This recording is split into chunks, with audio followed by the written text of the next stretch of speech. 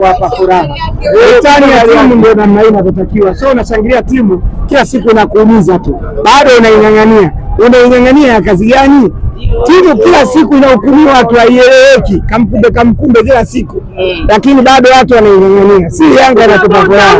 Yanga inatupa raha. Sasa hizi tunazungumza tayari tunaelekea kwenye finali katika visiwa vya Pemba. Tuna uhakika kwenda kuchukua kombe. Kitu kimoja tu, kitu ambacho anatakiwa kuzingatia. Azam huwa wanatufanyia kusudi moja, wanaposikia wanacheza na Yanga alafu kipindi Yanga wanaelekea kwenye michezo mikubwa ya kimataifa, huwa wanatuumizia wachezaji wetu key players. Yaani hiyo tunalijua.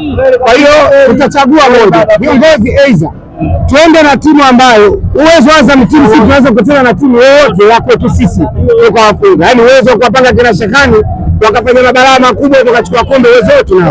Kwa sababu hata wao hawana quality hiyo Azam ya kushindana na Yanga. Kwa hiyo tunawaomba marefari, tunawaomba waangalizi wa mchezo ambao wa finali wawe makini sana na wachezaji wetu. Yanga ndio tunaisha taifa hili kwenye mechi za kimataifa. Kila mtu anajua. Tuwe kwenye michezo ya kimataifa.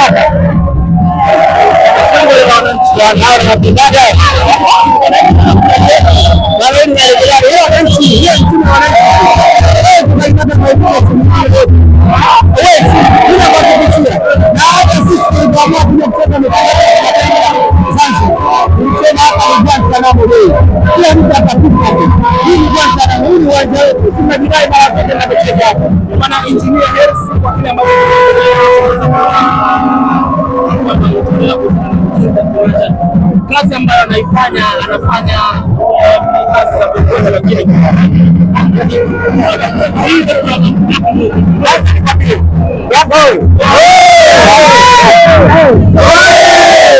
sisi Yanga kama kuna binadamu tunajivunia kuwahi kutokea kuwa naye Yanga Afrika ni Injinia Hersi Ali Said.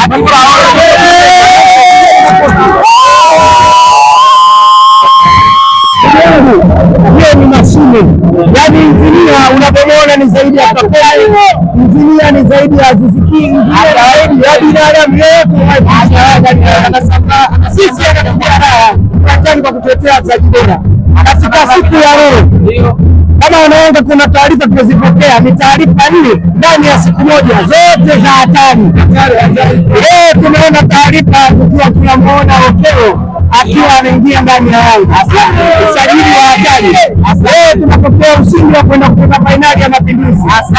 Leo tunapokea taarifa kwa umma kuhusiana na uwanja ambao utajengwa katika maeneo yetu hapa. Ndio nafanya mwanaume ni mmoja wa Injinia ambaye leo yuko pale, lakini nyuma yake kuna kidume kinaitwa Khalid Said Mohamed.